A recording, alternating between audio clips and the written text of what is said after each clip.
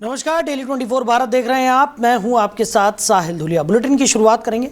भारत और दक्षिण कोरिया के रिश्तों को नई मजबूती देने की दिशा में आज एक अहम कूटनीतिक तस्वीर सामने आई, जब नरेंद्र मोदी ने ली जे म्योंग का राष्ट्रपति भवन में औपचारिक स्वागत किया। नई दिल्ली स्थित राष्ट्रपति भवन के प्रांगण में आयोजित इस सेरेमोनियल रिसेप्शन में राष्ट्रपति द्रौपदी मुर्मू भी मौजूद रहीं। इस दौरान दक्षिण कोरियाई राष्ट्रपति को गार्ड ऑफ ऑनर दिया गया। यह दौरा खास इसलिए भी है क्योंकि करीब 8 साल बाद किसी दक्षिण कोरियाई राष्ट्रपति का भारत दौरा हो रहा है।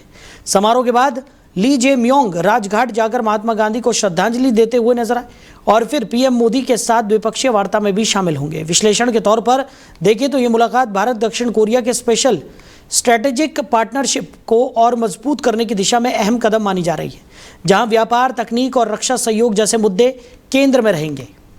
वहीं केंद्रीय रक्षा मंत्री राजनाथ सिंह ने पश्चिम बंगाल विधानसभा चुनाव 2026 को लेकर बड़ा राजनीतिक बयान दे दिया है।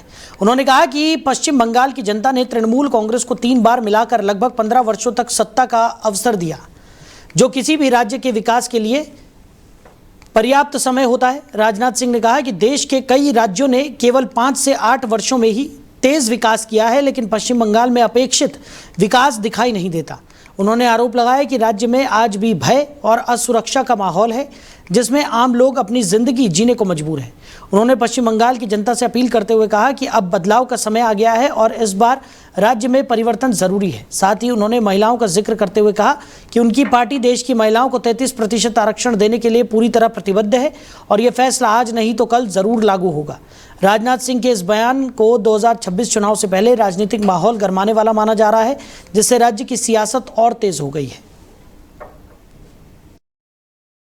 पश्चिम बंगाल की जनता ने बराबर टीएमसी को 3 बार का मौका दिया, 15 वर्षों का। मैं समझता हूं किसी राज्य के विकास के लिए 15 वर्षों का समय यह कम नहीं होता। देश में बहुत सारे ऐसे राज्य हैं जिन राज्यों ने केवल 5-8 वर्षों के अंदर ही अपने राज्य का विकास तेजी के साथ किया है। पहले इस पश्चिमी बंगाल का कंट्रीब्यूशन, योगदान, जो देश की अर्थव्यवस्था में जो 10% हुआ करता था, टीएमसी के आने के बाद वो घटकर 5% तक हो गया। ऐसे हालात में लोग यहाँ भय और दहशत के माहौल में अपनी तरीके से जिंदगी गुजारते हैं। इसलिए मैं पश्चिम बंगाल की जनता से अपील करना चाहता हूँ, इस बात परिवर्तन होना चाहिए और यहाँ की माताओं बहनों को भी ये विश्वास दिलाना चाहता हूँ कि आप भारतीय जनता पार्टी के हाथों को मजबूत करिए। हम इस देश की, हमारे प्रधानमंत्री मोदी जी ने इस देश की महिलाओं को लोकसभा और विधानसभाओं में 33% का आरक्षण देने के लिए पूरी तरह से प्रतिबद्ध हैं। आज नहीं तो कल यह होकर ही रहेगा। सर, कितना सीट आएंगे? देखिए, नंबर ऑफ सीट्स के बारे में मैं फोरकास्ट नहीं कर सकता, लेकिन इतना मैं जरूर कहना चाहता हूँ, क्लियर मेजॉरिटी हासिल होगी भारतीय जनता पार्टी को। और इस पॉसिबिलिटी को भी रूल आउट नहीं किया जा सकता। यहाँ पर भारतीय जनता पार्टी को 2/3 मेजॉरिटी हासिल हो। मैं यहाँ की जनता से यह अपील करना चाहता हूँ, इतनी कड़कड़ाती धूप के बावजूद इतनी बड़ी संख्या में लोग इस पदयात्रा में मौजूद थे। लगता है कि अब लोगों ने मन बना लिया है कि यहाँ के बीजेपी के कैंडिडेट टोकन दास को भारी मतों से विजय दिलाकर वह पश्चिम बंगाल की विधानसभा में। आगे बढ़ते रुक करते बड़ी खबर का। भारत अमेरिका व्यापार वार्ता वॉशिंगटन में शुरू हो गई है। 3 दिन तक यह अहम द्विपक्षीय बातचीत चलेगी। टैरिफ और व्यापार समझौते पर फोकस रहेगा। भारत अमेरिका आर्थिक रिश्तों में नई शुरुआत की आशंका भी जताई जा रही है और वैश्विक व्यापार माहौल में यह बैठक बेहद अहम है। तो भारत और अमेरिका के बीच व्यापारिक रिश्तों को मजबूत करने के लिए सोमवार से वॉशिंगटन में नए दौर की बातचीत शुरू होने जा रही है। ये 3 दिवसीय वार्ता 20 से 22 अप्रैल तक चलेगी, जिसका मुख्य उद्देश्य प्रस्तावित द्विपक्षीय व्यापार समझौते यानी बीटीए के पहले चरण को अंतिम रूप देना है। इस वार्ता का नेतृत्व भारत के मुख्य वार्ताकार दर्पण जैन कर रहे हैं। 12 सदस्यीय भारतीय प्रतिनिधि मंडल, जिसमें वाणिज्य, सीमा शुल्क और विदेश मंत्रालय के अधिकारी शामिल हैं, अक्टूबर 2025 के बाद पहली बार अमेरिका में आमने सामने की बातचीत करेगा। ये बातचीत ऐसे समय में हो रही है जब वैश्विक टैरिफ ढांचे में बड़े बदलाव देखने को मिल रहे हैं। हाल ही में अमेरिकी सुप्रीम कोर्ट के फैसले के बाद टैरिफ नीतियों में संशोधन किया गया है, जिसके तहत कई देशों पर 10% का अस्थायी टैरिफ लागू किया गया है। वार्ता में दोनों देशों के बीच व्यापार संतुलन, टैरिफ संरचना, कृषि और औद्योगिक उत्पादों पर शुल्क, साथ ही साथ गैर टैरिफ बाधाओं जैसे मुद्दों पर चर्चा होगी। भारत का लक्ष्य अमेरिकी बाजार में अपनी प्रतिस्पर्धात्मक बढ़त को फिर से मजबूत करना है। इसके अलावा ऊर्जा, विमान, सेमीकंडक्टर, कोयला और अन्य क्षेत्रों में बड़े पैमाने पर व्यापार विस्तार की संभावनाओं पर भी बातचीत होगी। साथ ही अमेरिका की कुछ व्यापारिक जांचों को लेकर भारत अपनी आपत्तियां भी दर्ज करा रहा है। ये वार्ता फरवरी में स्थगित हुई बातचीत का नया चरण मानी जा रही है और दोनों देशों के बीच व्यापारिक संबंधों को नई दिशा देने की कोशिश के रूप में इसे देखा जा रहा है। तो खबर पर ज़्यादा चर्चा के लिए हमारे मैनेजिंग एडिटर रमेश ठाकुर जी हमारे साथ जुड़ गए। रमेश जी, वैश्विक व्यापार माहौल में महत्वपूर्ण बैठक भारत और अमेरिका के बीच हो रही है। व्यापार वार्ता वॉशिंगटन में शुरू हो गई है और 3 दिन तक ये अहम द्विपक्षीय बातचीत चलने वाली है, कैसे देख रहे हैं? देखिए, अभी कुछ दिन पहले जो ट्रेड डील हमारी अमेरिका और इंडिया के बीच में हुई थी, ये उसकी पहली मीटिंग है। हालांकि इस पे विरोध बहुत हुआ है स्थानीय लेवल पर। विपक्ष ने पूरे इस मुद्दे को सरकार को कटघरे में डाला था। और अब ये देखो डील जो हो रही है, क्योंकि इसके खाका हमको पहले पता चल चुका है, क्योंकि हम अगर कोई सामान हमारे यहाँ का निर्मित अगर वहां जाएगा, वो 18 या 25% वो टैरिफ वहां पे लगाया जाएगा और वहां से जो सामान अपने पास आएगा वो 0 टैरिफ पे हम लोग खरीदेंगे। ये मजबूरियां इसको कह लो, दुश्वारियां कह लो, ये सब चीजें सामने आ रही हैं बिंदुवार तरीके से। लेकिन अब इस बैठक में इस करार को लेके जो पहले करार हुआ था, उस करार पे मुझे लगता है आज मंथन होएगा। 3 दिन की वार्ता है। अब उसमें कितना व्यापार किया जाएगा, कितने $मिलियन पे व्यापार किया जाएगा दोनों तरफ से, हमारा माल उस तरफ ज्यादा जाएगा या उनका माल हमारे तरफ ज्यादा आ जाएगा और कितना जाएगा, उसकी एक प्रक्रिया के तहत पे मुझे लग रहा है आज खाका तैयार होगा।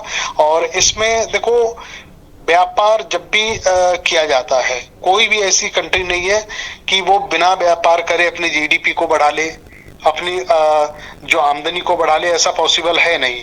क्योंकि यहाँ पे ऐसी मैन्युफैक्चरिंग चीजें हमारे यहाँ जो हो रही हैं, जिसमें आप मखाना ले लो, अमेरिका में जितना भी मखाना जाता है वो हमारे यहाँ बिहार से निर्मित मखाना वहां पे जाता है।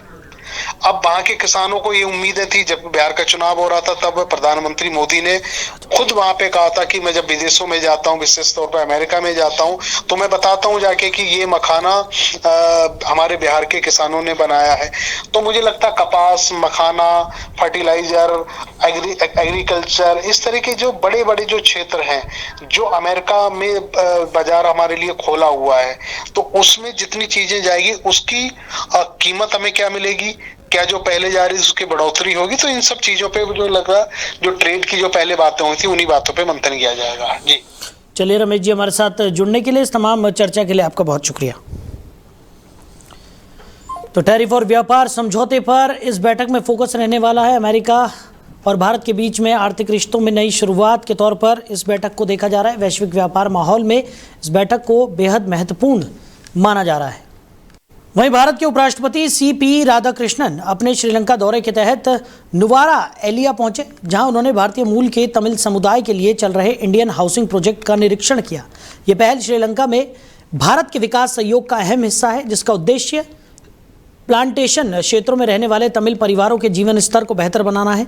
इससे पहले कोलंबो में उन्होंने श्रीलंका के राष्ट्रपति एनुरा कुमारा दिसनायके से मुलाकात कर द्विपक्षीय और सांस्कृतिक संबंधों को और मजबूत करने पर चर्चा की।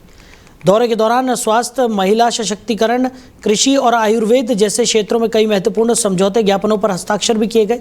साथ ही 4000 घरों के निर्माण के साथ हाउसिंग प्रोजेक्ट के एक चरण के पूरा होने की घोषणा भी की गई। इसके अलावा शिक्षा, रेलवे और इंफ्रास्ट्रक्चर से जुड़े कई सहयोगी कदमों का ऐलान हुआ। ये दौरा भारत और श्रीलंका के बीच लोगों के रिश्तों को और मजबूत करने की दिशा में एक महत्वपूर्ण कदम माना जा रहा है। वहीं उत्तर प्रदेश में सरकार ने बड़ा प्रशासनिक फेरबदल करते हुए 40 IAS अधिकारियों के तबादले कर दिए हैं, जिनमें 15 जिलों के जिलाधिकारी भी शामिल हैं। इस बदलाव के तहत आगरा, झांसी, बुलंदशहर, सहारनपुर, उन्नाव, सुल्तानपुर, हमीरपुर, श्रावस्ती, शामली, अमरोहा, रायबरेली, फतेहपुर, लखीमपुर खीरी, मैनपुरी और औरैया जैसे महत्वपूर्ण जिलों में नए DM तैनात किए गए हैं। सरकार ने मनीष बंसल को आगरा का जिलाधिकारी नियुक्त किया है, जबकि अरविंद मल्लप्पा बंगारी को मुख्यमंत्री का विशेष सचिव बनाया गया है। इसके अलावा गौरांग राठी, इंद्रजीत सिंह, कुमार हर्ष, अन्नपूर्णा गर्ग समेत कई अधिकारियों को नई जिम्मेदारियां सौंपी गई है। ये फेरबदल प्रशासनिक कार्य क्षमता बढ़ाने और जिलों में बेहतर शासन सुनिश्चित करने की दिशा में एक बड़ा कदम माना जा रहा है। अब देखना होगा कि नए अधिकारियों की तैनाती से जमीनी स्तर पर क्या बदलाव देखने को मिलता है। उधर जयपुर में भारतीय जनता पार्टी महिला मोर्चा की कार्यकर्ताओं ने लोकसभा में संविधान बिल के कथित विरोध और हार को लेकर कांग्रेस समेत विपक्षी दलों के खिलाफ जोरदार प्रदर्शन किया। प्रदर्शन के दौरान महिला कार्यकर्ताओं ने विपक्ष पर जनता के हितों को बाधित करने का आरोप लगाया और नारेबाजी करते हुए कहा कि विपक्ष लगातार सरकार की जन कल्याणकारी नीतियों का विरोध कर रहा है। कार्यकर्ताओं ने इसे महिलाओं के सशक्तिकरण से जुड़ा महत्वपूर्ण मुद्दा बताते हुए कहा कि इस तरह के बिलों पर राजनीति करना सही नहीं है। प्रदर्शनकारियों ने कांग्रेस सहित अन्य विपक्षी दलों के खिलाफ जमकर नारे लगाए और आरोप लगाए कि वो विकास और सुधार से जुड़े प्रस्तावों में बाधा डालते हैं। महिला मोर्चा के कार्यकर्ताओं ने कहा कि उनका आंदोलन लोकतांत्रिक तरीके से जारी रहेगा और वो महिलाओं के अधिकारों के लिए आवाज़ उठाती रहेंगी। कार्यक्रम के दौरान कार्यकर्ताओं ने पार्टी नेतृत्व के समर्थन में भी नारे लगाए और केंद्र सरकार की नीतियों पर भरोसा जताया। पूरे प्रदर्शन के दौरान माहौल राजनीतिक रूप से काफ़ी गर्म रहा। वहीं जम्मू कश्मीर के उधमपुर जिले से एक बड़ी दुखद खबर सामने आई है, जहां एक यात्री बस गहरी खाई में गिर गई, जिससे कई लोगों की जान चली गई और कई अन्य गंभीर रूप से घायल हो गए। प्रारंभिक जानकारी के अनुसार बस रामनगर से उधमपुर की ओर जा रही थी, तभी एक मोड़ पर संतुलन बिगड़ने के कारण बस गहरी खाई में जा गिरी। इस हादसे में कम से कम 12 से 15 लोगों की मौत की खबर है, जबकि 20 से ज़्यादा लोग घायल बताए जा रहे हैं। घटना के बाद स्थानीय लोग सबसे पहले मौके पर पहुंचे और राहत बचाव कार्य शुरू किया। इसके बाद पुलिस, SDRF और प्रशासन की टीमें मौके पर पहुंची और घायलों को बाहर निकालकर अस्पताल पहुंचाया गया। बताया जा रहा है कि हादसा एक खतरनाक मोड़ पर हुआ, जहां अक्सर दुर्घटनाओं का खतरा बना रहता है। फिलहाल दुर्घटना के कारणों की जाँच की जा रही है। यह हादसा एक बार फिर पहाड़ी इलाकों में सड़क सुरक्षा को लेकर बड़े सवाल खड़े करता है। देखिए, ये जैसे मैंने कहा कि मोड़ रामनगर जो है, यहाँ पर ये हादसा हुआ है। जो बस जो है जहाँ पर 3-4 रोड खा के नीचे गई है, तो सभी इंजर्ड जो है शिफ्ट करा दी गए हैं। डेथ टोल जो है अभी तक 15 है, जो शायद अभी हॉस्पिटल में अभी रिपोर्टेड है कि कुछ क्रिटिकल इंजर्ड हैं। तो सभी जो हमारे ऑफिसर हैं उधमपुर हॉस्पिटल में भी, एडिशनल SP, DSP हेडक्वार्टर और सभी मिलकर CMO से बात हो रही, तो वो सभी जो है अच्छा ट्रीटमेंट, जो बेस्ट ट्रीटमेंट जो है उनको दिया जा रहा, ताकि लोगों की जान बचाई सके। कुछ जो है इंजर्ड शिफ्ट हुआ है रामनगर में भी, तो वहाँ पर एक क्रिटिकल है, शायद उनको हम एयरलिफ्ट जो है वो बात की है DC साहब ने, तो हो सकता है उनको एयरलिफ्ट किया जाए। देखिए, जैसे मैंने पहले कहा कि बड़ा शार्प कर्व है यहाँ पर, तो ड्राइवर शायद स्टीयरिंग कंट्रोल नहीं कर पाया, तो पैरापिट के साथ देखिए पैरापिट भी ये नीचे निकल गया है, तो इससे टकरा के वो गाड़ी जो है वो नीचे चली गई है। नहीं, गाड़ी ओवरलोड नहीं थी, ये भी तफ्तीश का मसला भी, इन्वेस्टिगेशन जारी है, तो ये सब इन्वेस्टिगेशन में जो है बाद में आए। वहीं हनुमानगढ़ जिले के नौहर क्षेत्र स्थित परलिका गांव में संपूर्ण स्वच्छता मिशन की जमीनी हकीकत पर गंभीर सवाल खड़े हो गए हैं।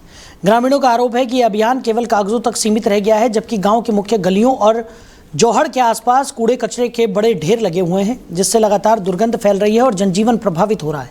किसान संघ अध्यक्ष प्रहलाद सहारण ने आरोप लगाया कि ग्राम पंचायत की तरफ से सफाई के नाम पर हर साल लाखों रुपए खर्च किए जा रहे हैं, लेकिन धरातल पर कोई काम नजर नहीं आता। उनका कहना है कि पिछले 5 वर्षों में गांव में वास्तविक सफाई नहीं हुई, फिर भी सरकारी पोर्टल पर सफाई के नाम पर भुगतान दिखाया जा रहा है। ग्रामीणों के अनुसार गांव के मंदिर, तालाब, बालिका विद्यालय, सरकारी औषधालय, पार्क और वाटर पार्क्स जैसे सार्वजनिक स्थानों के आसपास भी गंदगी और कचरे के ढेर मौजूद हैं।